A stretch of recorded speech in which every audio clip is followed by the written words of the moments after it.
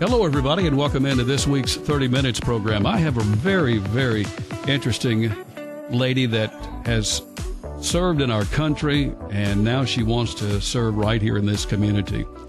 Tasha Bowman, thank you for going to the broadcast table today and talking about being a retired Sergeant First Class United States Army. Congratulations for your run. So, thank you so much. How did you get into becoming a part of the military? Oh, my goodness. So when I was 17, my brother had served in the military. My dad had served in the military, and I thought it was something I wanted to do. Mm-hmm. My dad, however, did not want me to do it. And when you're 17, they have to sign paperwork to let you do it. Mm-hmm. So that was a big source of contention at home. However, he obviously relented and signed the paper, and that's how I joined. I kind of started out doing it just to spite my father. Now, were you going into the National Guard? Or yes. Did you? Okay. Yes. I joined in Dresden, Tennessee, when it was the 1174th Transportation Unit. The one that's got Governor McWhorter's name. Yes. Okay, yes. The National Guard That's Army. That's where I started. Mm-hmm. Mm-hmm. Well, now, let me go back here for just a second. Now, you are from West Tennessee. Yes, sir. Specifically, Gleason, you grew up. Mm-hmm. I grew up in Gleason, graduated class of 1997. Mm-hmm. Well, Gleason was pretty much on the run with basketball tournaments and so forth. Were you a part of any athletics? No. I was not a basketball star. I was nothing. I played softball. That's what I did. Mm-hmm. Other than that, I did run for student council and tried out for cheerleading and tried to do all the things, but I basically just existed in high school and kept driving on until I got into the military. When you got to the point that you knew that you want to be a part of the National Guard, the Tennessee Army National Guard, what was it like when you first got that, go down and check on your physics and all of the things that go along with being able to be a member of the National Guard? So going to MEPS in Memphis was my first military experience, and it was pretty scary being 17 years old, never having been away from home. That first stay in a hotel and the medical everything. I really thought that I would not make it because my vision was terrible. But a few waivers later, and I rose my right hand, and there I signed the dotted line. Were you scared? Terrified. Absolutely terrified. The first drill weekend I went to, it was before even basic training. It's when they're basically teaching you how to be a soldier. I had my first sergeant speak to me, and at the time it was First Sergeant Fuqua. I don't know what his rank is now or if he's retired or whatever, but he spoke to me and I cried the very first day. What, you mean he made you cry? No, absolutely not. I just cried. Now, why'd you cry? Because I was terrified. I was so scared, and I thought, oh gosh, did I make a mistake? And that was not even basic training. So what did you do in basic training? So I went to basic training in Fort Leonard Wood, Missouri in June of 1997 and spent 8 weeks there. And then afterwards went to my MOS school, which was also in Fort Leonard Wood. And at the time I was an 88 Mike, what's my MOS, which is transportation. And so that's what I learned how to do. I learned how to be a truck driver. Mm-hmm. Mm-hmm. Is that like a big truck? Yes, you drove everything. The only thing you couldn't drive was a tank, because that was a total different qualification. But big trucks, Humvees, 5 tons, Hets, you name it. I suspect somewhere along the way there was a deploytation.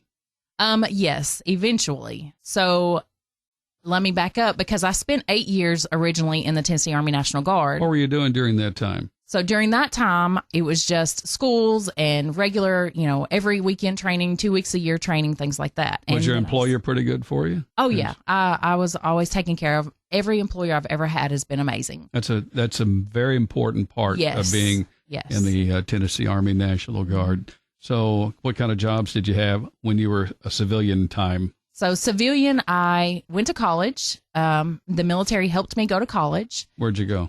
I went to UTM. Mm-hmm. UTM alumni all the way. I got my bachelor's degree in general studies and my master's degree in family and consumer science. Did that help you in the National Guard or in the Army? I feel like it helped me later, because after my initial 8-year term of service, I got out to raise my children, and I I took 8 years of break-in service. And then after my youngest became 8 years old, I decided I wanted to go back into the military. Well, isn't that kind of a challenge? Oh, my gosh. It was a whole lot harder to get back in than it was to get in the first time. Because, after children, you kind of gain some of the childbirth weight and all that. And so I had to lose 35 pounds to get back in. Well, let me say this. You look beautiful here, Thank you. I want you to hear that from me. Thank you so much. So everybody knows you're a beautiful lady. Thank you. Keep on. So I got back in. It actually took me over a year to get back in because I had to lose the weight. And so I was running and working out on my own every day, which is a totally different thing than having a drill sergeant yell at you and have you run every day. Mm-hmm. It takes a lot of, I guess, self-determination to be able to accomplish that. And then after the year, I had lost the weight and I was able to sign the dotted line again. So you went back into the National Guard? Yes. I joined in Dyersburg at the military police unit, the 168th MP Battalion. And honestly, the uniforms had changed and so much had changed when I got back in. I didn't even know how to wear the uniform anymore. It was a whole different ball game than when I started. So I got back in at 168 MP Battalion and served as a 42 Alpha, which is a human resources specialist, and spent from 2013 until 2016. And then I went full time with the 168th MP Battalion. What did you do? Again, human resources. And that's what I deployed as. I deployed as a human resources specialist to Taji, Iraq in 2020. Well, let me stop back. Sergeant First Class, mm-hmm. You decided to come back into the Tennessee Army National Guard, and then you became full-time Correct. Army. Yes. And now you're getting ready to Well, it's full-time National Guard, which is Active Guard Reserve, or AGR is what they call it. And I started the AGR program in 2016 and spent 2016 until 2019 basically doing everyday things, going to schools, helping my fellow soldiers get where they needed to get paid, be on leave, whatever needed to happen. And then in 2019, we were told that we were going to deploy. And we were actually told we were going to deploy to Cuba. And when we got to Fort Bliss, Texas, we were told in the middle, after all of our training had been for Cuba, that we would not be going to Cuba, that we would be going to Iraq. Oh, wow. Yeah.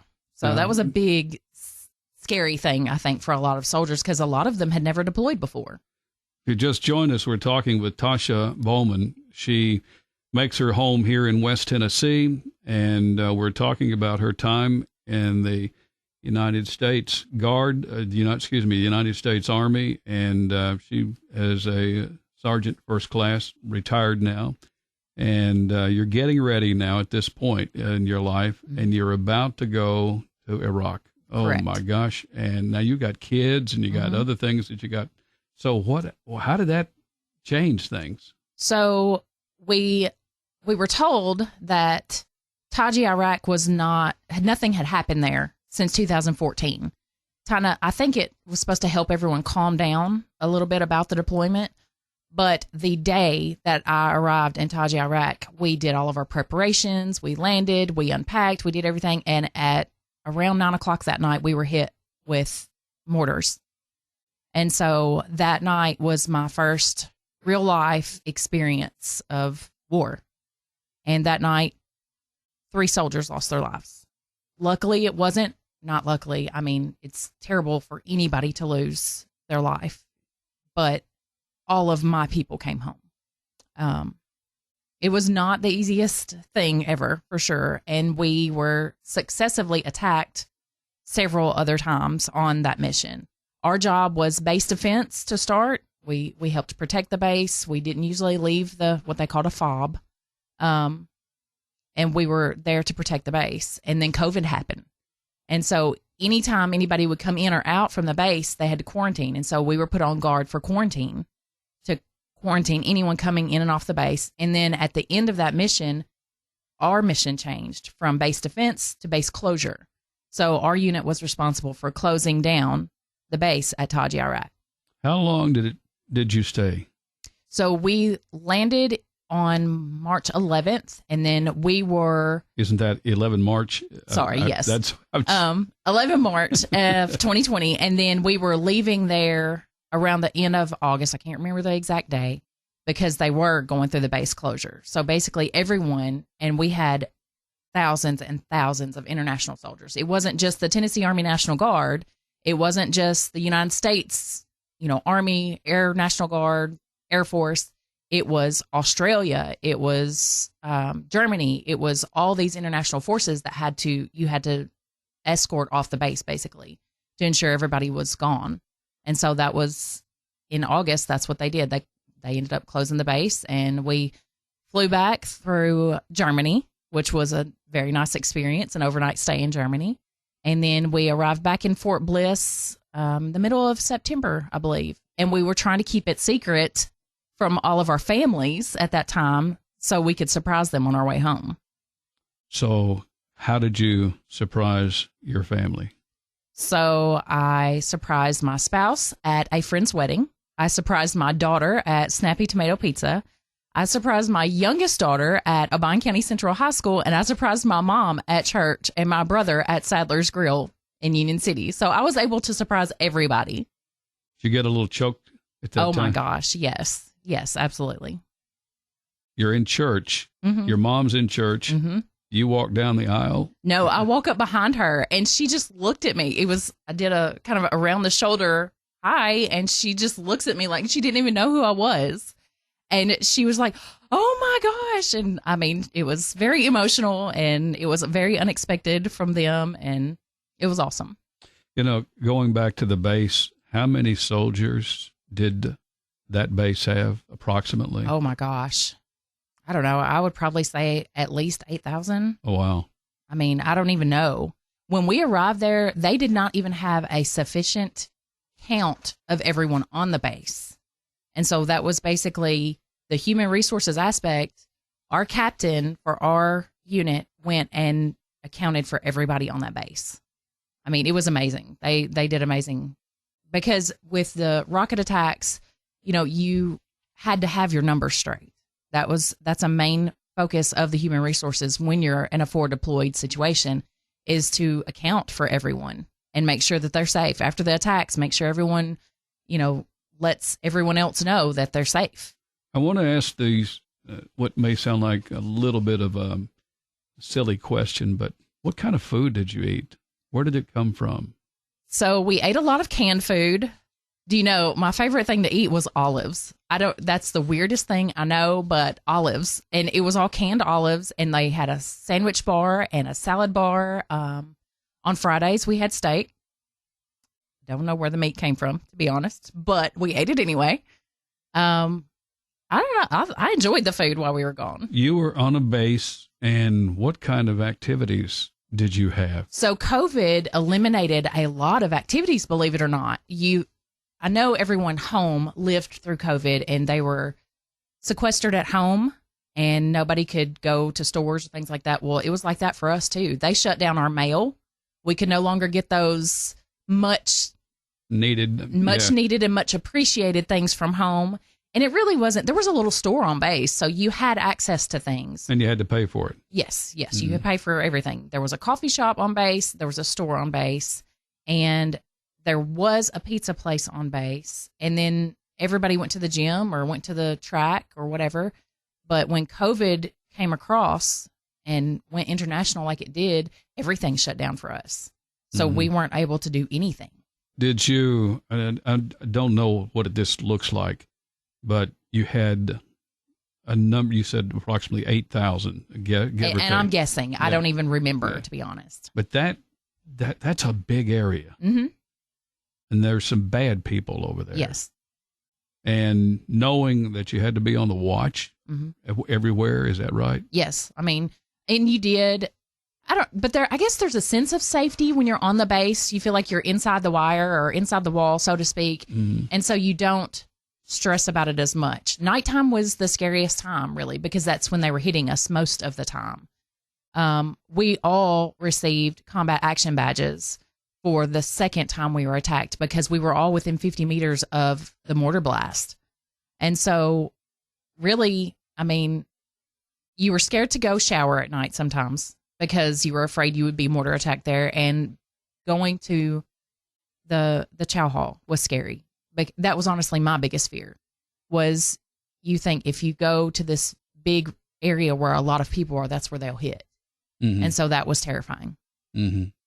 This is very interesting that you've shared with us, a veteran and a mom and family. So when you came back and you knew that you weren't going to go back in, and you made a decision after how many years? 20? Mm-hmm. 20 years and 25 days. 20 years. What was it like deciding to say, okay, I've given my 20 and I'm not going to continue? Did you ever want to go back? I miss my people. I really do. I miss everybody that I've served with. And I'm still in contact with all of them. And the decision was also terrifying. I mean, it was scary to think, okay, what am I going to do now? Because as a soldier, your whole life is the military. It's wearing the uniform every day. It's knowing your job every day, knowing what's expected of you every day. And then you're going to transition. And it's just like that when you transition from being deployed as well. You get home and they give you 30 days leave and you have no idea what you're supposed to do with your time. Every minute of your day has been planned.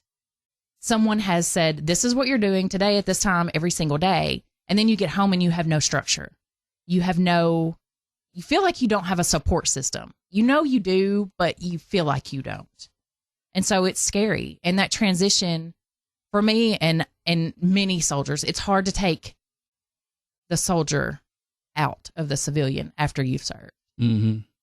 Some of them, much like what you were talking about, going back in, mm-hmm. and you have that family there, but you also have the family that you have here in West Correct. Tennessee. Yes. And I would ask, and any of your other family members talking about children, and they have any thoughts about?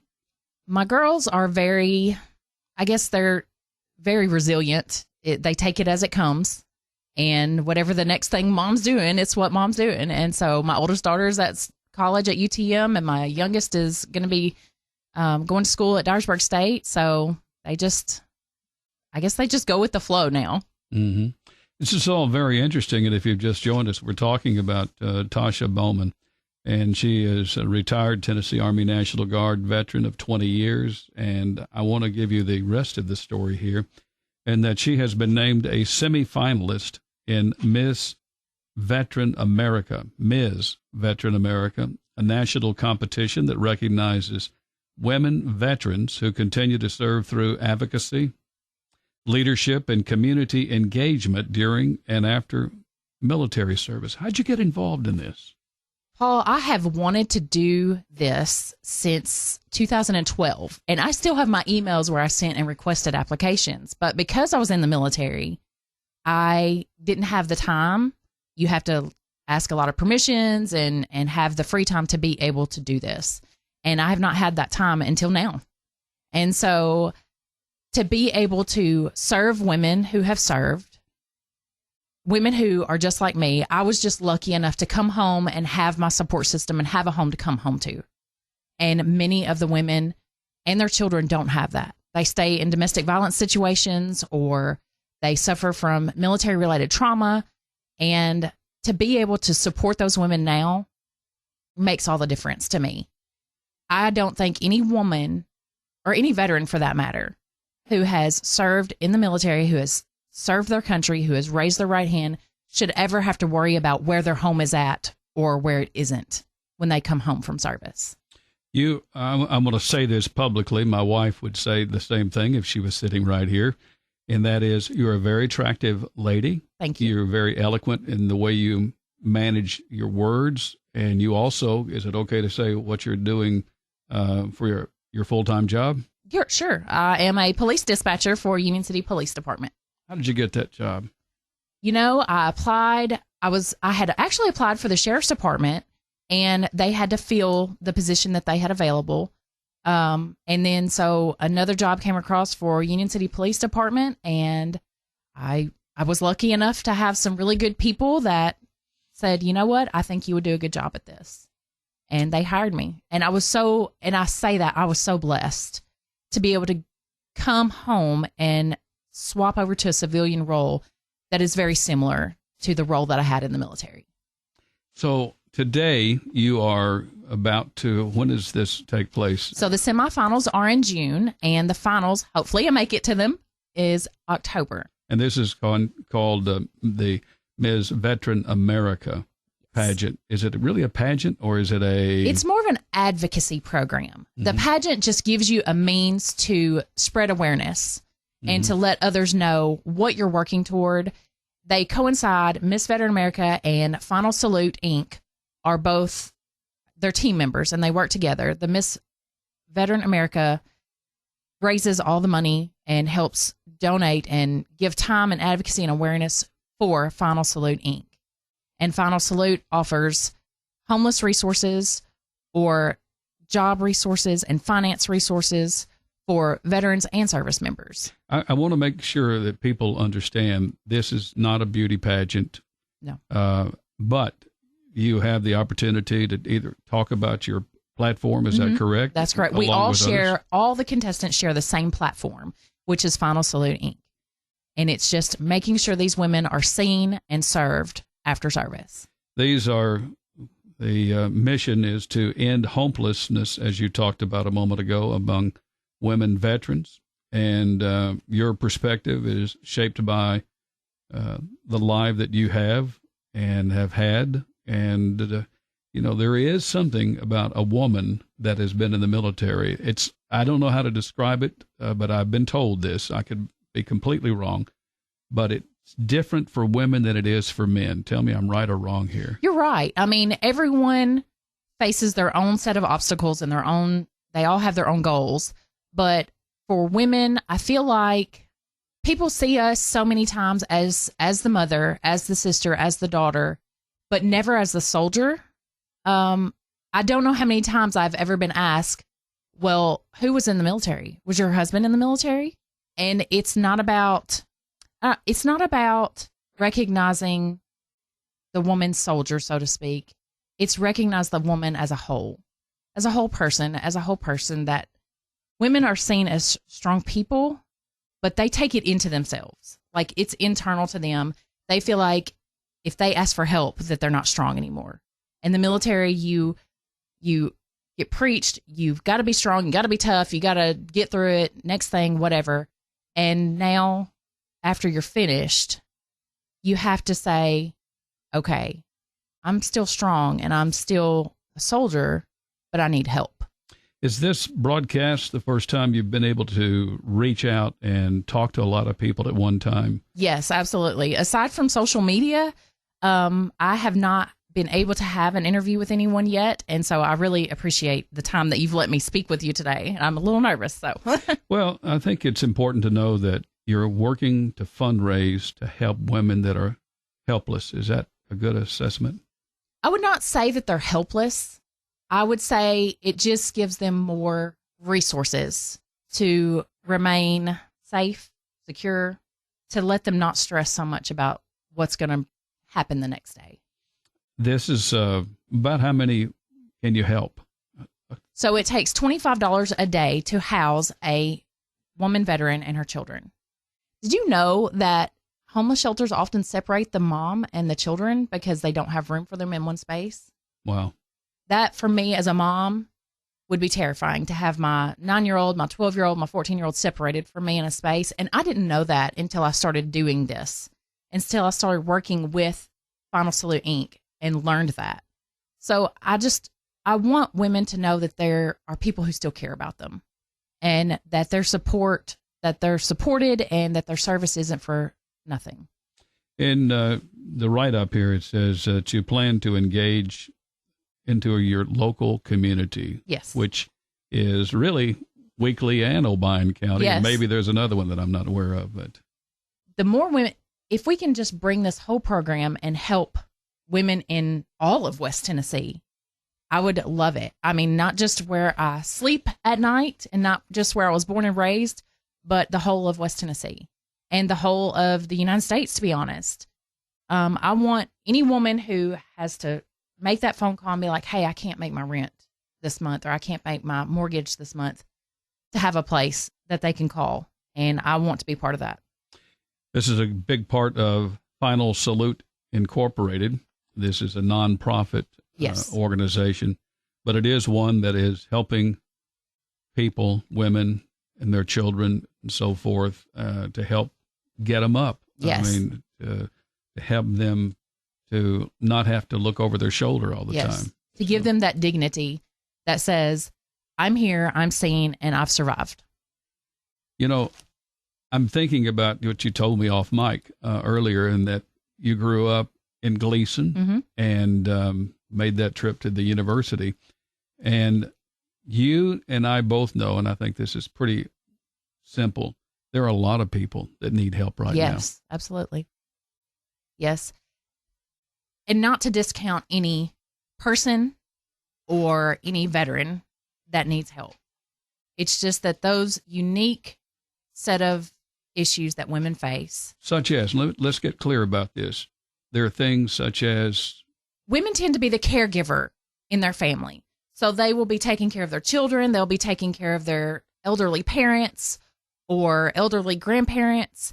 And they have to take care of they have to be in charge, and they have to take care of all these people. There are things such as domestic violence. Yes, domestic violence, military sexual trauma. As much as we don't like to say that, it happens. Disabilities. Yes, absolutely. That's a big thing when you transition out, is the disabilities that happen while you're serving is to be able to find that job when you're finished serving. And so if they can't find a job, then they don't have that income and financial stability to be able to have a place to live. Childcare, absolutely. Childcare costs as much as working sometimes now. And so it affects how a woman looks for a job or what kind of job she can get if her children are cared for properly. Well, raising awareness, such as our program here today on 30 Minutes, that certainly opens up the eyes of women and men that maybe right inside the grocery store. Right. Or it might very well be at the doctor's office, or it could be at a school or the school or a school. So you have a lot of different opportunities to connect with people that aren't necessarily in bad shape, but they're in a shape. Right. So women are underserved a lot of times.